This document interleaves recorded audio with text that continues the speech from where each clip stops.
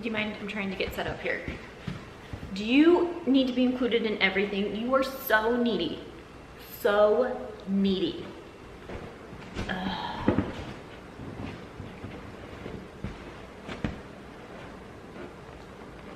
I can't with this.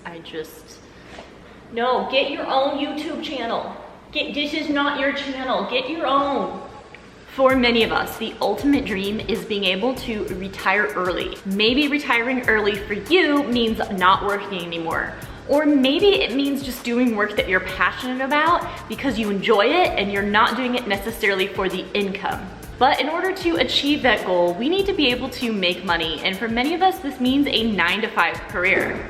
Now, I wish I could title this video as Multi-Millionaire Reveals Secrets to Career Success, or CEO of Fortune 500 company tells you what it takes to be successful in your job. Unfortunately, I don't have quite that criteria to back up my credibility. But what I can say is that I have found a career that I love.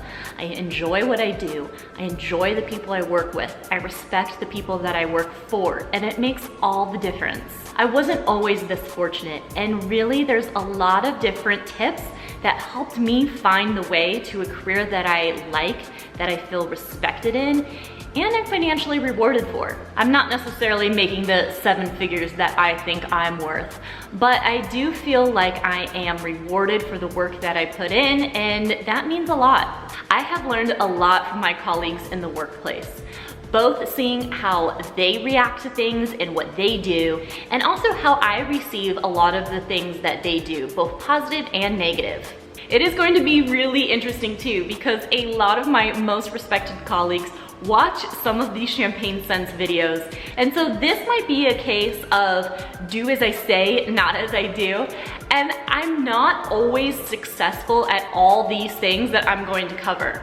But I do know the importance of these things. I've seen a lot of you and how you work, and it has really inspired me to do better. So while I'm not 100% perfect in my following advice, I know that there's value in it and I strive to be better. From the things that I have studied, along with my personal observations, I have compiled a list of 20 things that I feel really help propel you in your career despite what the field is. Tips for improved productivity, how to deal with conflict in the workplace, and how to deal with others, maybe even some difficult others, is valuable no matter what your chosen career field is. So let's go ahead and get into it. I'm not gonna count them down, but trust me, there are 20. The best way that you can thank me for doing all the groundwork for you and coming up with these 20 tips is to subscribe to the Champagne Sense YouTube channel now, and also liking this video. It really helps support my channel, and I really like to know what you guys think of the content that I'm bringing you. From my personal experience, one of the best things that I have done for my career is to take detailed meeting notes and then send them out to all the participants afterwards. This really helps me stay engaged with the meeting. It helps prevent my mind from wandering, and I have the memory of a fruit fly, so I reference my notes all the time from previous meetings. It also really helps to send them out to everyone because it helps keep everyone on the same page. And if anyone misremembered or misunderstood something that was discussed, they can refer back to those meeting notes. Taking detailed notes during a meeting has saved me on numerous occasions and has really helped all of my team stay on the same page. So I really recommend you do that if that applies to your job. No matter what career field you are in, I think making a list of things to do and checking them off has huge benefits. It helps keep a lot of the smaller things on your radar. It can be so easy to lose track of these things, especially with so many different things going on, and then more things come up and you forget about that thing that you told Sue from accounting that you would take care of. So I physically write everything down and I check it off as I go. And if it is a short task that would take me under 5 minutes, I try to even do it before I put it on the checklist. But a little secret, sometimes I still write it down just so I can cross it off because it makes me feel like I accomplished something. Learn how to network. This is so important because a lot of people only think about networking when they need something. Usually it's when they're looking for a new job and that's when they start networking, but that is completely backwards. Networking is not just emailing someone from college or someone that you met at a party and asking them if they can get you any position at their employer, it doesn't matter what it is. That is not networking. Networking should be building a relationship over time, and it should be mutually beneficial. You can stay connected with people on LinkedIn, through your school alumni groups, and also one that I came across that I really enjoy is through my City Chamber of Commerce events. I really love connecting with other people in business and just finding out more about what they do, sharing our stories, and building those relationships. So often I have seen the best career opportunities present themselves to people because of the relationships that they have forged. It's not always what you know, it's who you know.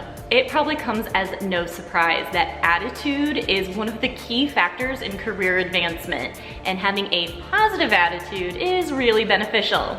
But that sounds so easy, right? We've all seen motivational posters that preach positivity, and you know you should do it. But you probably also know of those coworkers that are always complaining. I'm gonna go over some other tips on this list that help show how positive you are. But generally speaking, you need to remember that your attitude is important and you need to be known for having a positive one. Recognize that it is not always necessary to place blame or take credit for all of your ideas. This can be a delicate balance. If, for example, something bad happens, you don't want to be blamed for it. But there are also a lot of people that are quick to throw others under the bus when nobody was even looking for a name to place the blame on. And that gives you a really bad reputation and people don't want to work with you. On the other hand, it isn't always necessary to scream to the masses that a certain idea was yours. A lot of times, I don't care who gets the credit for it as long as we're moving in the right direction. But I am sure that my leadership and the people responsible for my paycheck and my pay increases know what was my contribution, so I get credit for it. But in a public setting, it's not always necessary to be sure that everybody knows that the brilliant idea was yours. It just creates a lot of resentment and makes you kind of obnoxious to work with.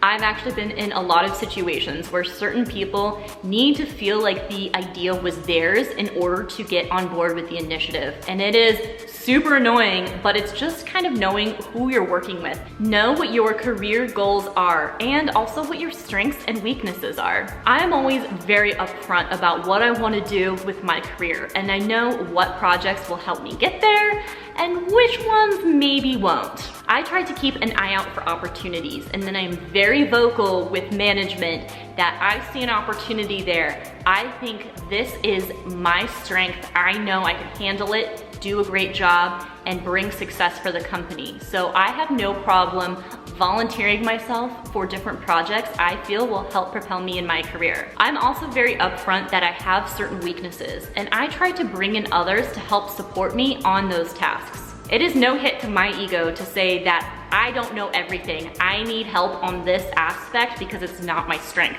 and bring others in.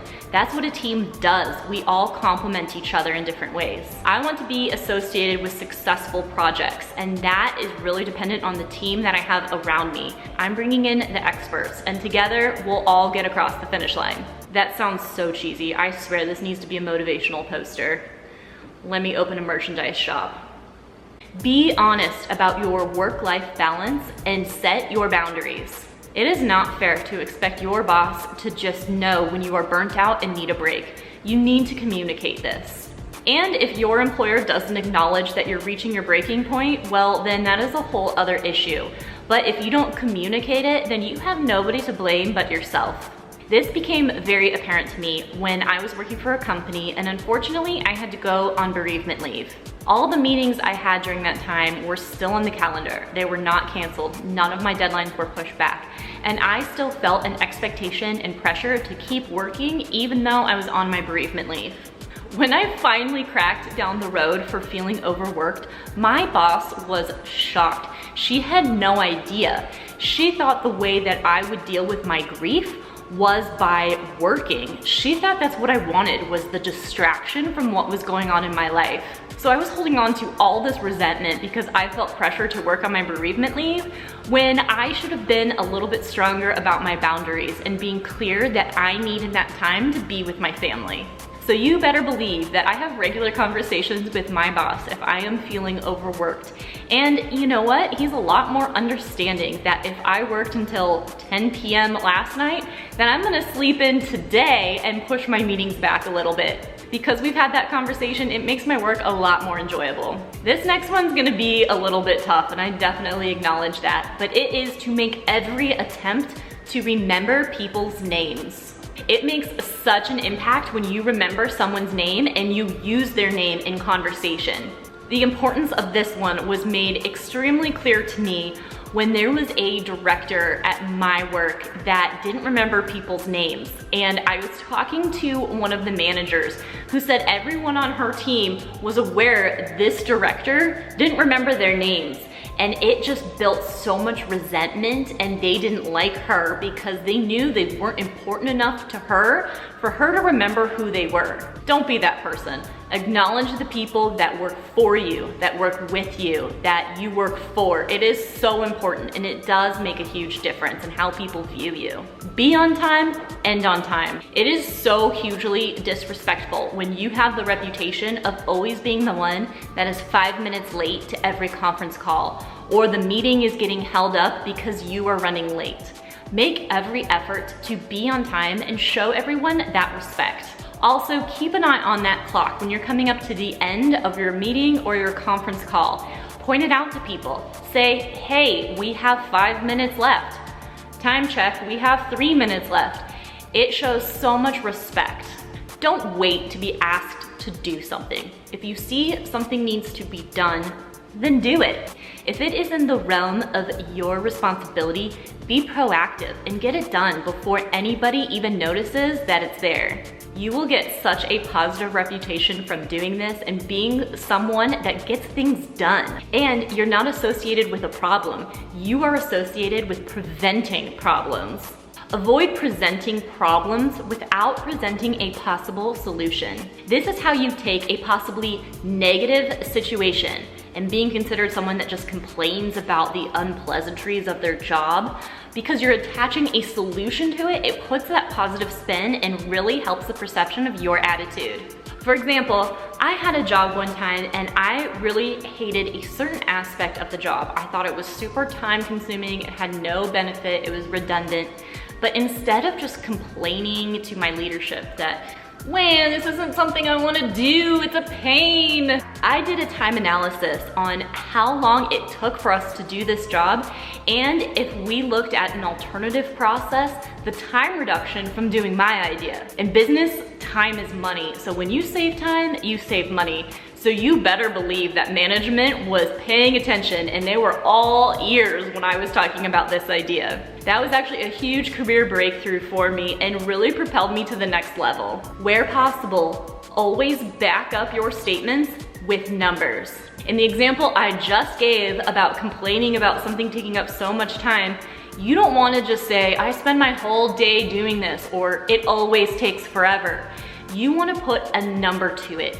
Say that it takes you 2 hours twice a week to get something done, and your idea, you can reduce it to 1 hour once a week instead. Then take it one step further and equate those hours and minutes into dollars. Putting things into percentages also helps too. Say you can reduce the time spent by 45%, and that adds a lot more credibility to what you're looking to change. Numbers talk, and people around you will take you a lot more seriously if you can put numbers to your statements. The next one is not something that I'm always good at, and it's definitely an uncomfortable one for me. But being someone that is guilty of it, and also being more on the leadership side and having to deal with people that aren't good at it, I can say it's definitely worthy of focus. This tip is to do everything you can to show that you can adapt to change. Honestly, we don't always get a say in how things are run. We don't get a say in policy changes or procedure updates. And you can complain all you want, but that just shows a negative attitude. Having the attitude of being willing to adapt makes all the difference. And you're more pleasurable to work with. People want to work with you more, and that's how you get promoted. Help others without any expectations or strings attached. I cannot tell you how refreshing it is to actually get help on something rather than someone telling you, hey, that's not my job, talk to so-and-so, who then tells you to talk to so-and-so, and then so-and-so, and you go all the way around. If you know the answer to the question, just answer it already. Help someone out. This also goes back to networking. You can network within your own job and help people out, because I bet you will also need help from someone else one day.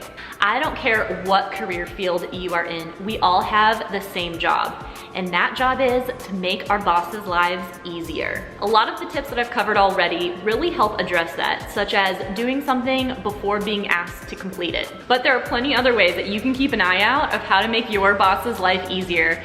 And also, this is what's important about working for people that you respect, because if you feel some kind of a friendly connection to them, you want to help them out and you want to make their lives easier because you respect them. Trust that if you are not making your boss's life easier, you are not getting promoted. Of course, your salary is important, but it is not the only thing that you should be looking at to determine if you're satisfied and properly rewarded for your job. Look at your total compensation, which includes PTO, medical benefits, 401k matching, stock plans. All these things are really there to help compensate you for the job that you're doing and are above and beyond the hourly rate or the yearly salary that you are offered. Really know the difference between knowing your worth and entitlement. It can be such a fine line from demanding your worth and also being a spoiled brat. And nobody likes to work with the spoiled, entitled brats. Do not criticize others. Do not gossip. And be extremely careful about venting. This is part of maintaining that positive attitude and reputation. But gossiping is really nasty. In particular, if you're talking to someone that you think you trust at the moment, because that can always change, and you're venting about a couple different people and gossiping about them, well, you know what? You're just creating a reputation for someone that talks. And that person that you're venting to, I guarantee you, is feeling a little bit insecure about what you say about them behind their back. So you think they're a good listener, but there could be secret resentment brewing by what you're saying. Try to avoid giving orders wherever possible. I don't care who you are. I don't care if you are the manager in charge or if you're just talking to one of your peers. But giving orders and bossing people around is never something that feels good and gives you a good reputation as someone to work with. Instead, try asking open-ended questions and trying to get people to volunteer for different work. Of course, it's all how you phrase it and the positive, upbeat vibe you bring to the request. And it isn't always going to work. Not everybody wants to work on the holidays, so sometimes maybe you have to give orders. But there is a delicate way to do it where people don't feel like they're being pushed down, bossed around, and being talked at. Don't try and hide your mistakes, or even worse, shift the blame to someone else or find excuses for why something fell apart that was on your watch. Admit that you were wrong or that you made a mistake. We are all human and it happens. And you know what? It gives you more credibility if you can acknowledge that you just made a mistake.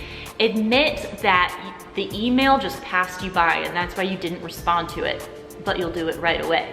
Admit that you didn't listen to Champagne Sense and keep a checklist and that certain thing your boss asked you to do fell off your radar, but you'll be sure to have it done by the end of the week. The honesty is so greatly appreciated, and assuming that you're not just messing up and making mistakes all the time gets you a lot of respect to just take the accountability for it, fix it, and try to be sure it doesn't happen again. Well, that's it. That's my list of 20, and I know I didn't count them down for you, but I kept a list, so I was keeping track of where we were, so I'm pretty sure I got all 20 for you. Like I said, I'm not perfect and I don't do these things all the time, but I have noticed how incredibly beneficial they can be when implemented throughout your career.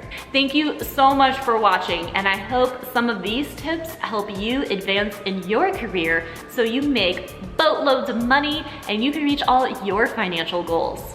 Until then, enjoy those champagne dreams on a White Claw budget. Cheers.